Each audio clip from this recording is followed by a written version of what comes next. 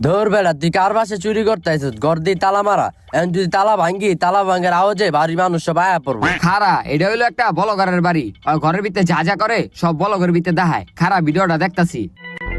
তো গাইস, আমি সবসময় ঘর থেকে বাইরে হওয়ার সময় ঘরটা তালা দিয়া এই যে ঘরের চাবিটা এটার নিচে রাইখা যাই। দেখছো চাবি কই? নিচে দেখ, নিচে। এই যে পাইছি চাবি, তাড়াতাড়ি তালাটা খোল। এই যে খুলছে।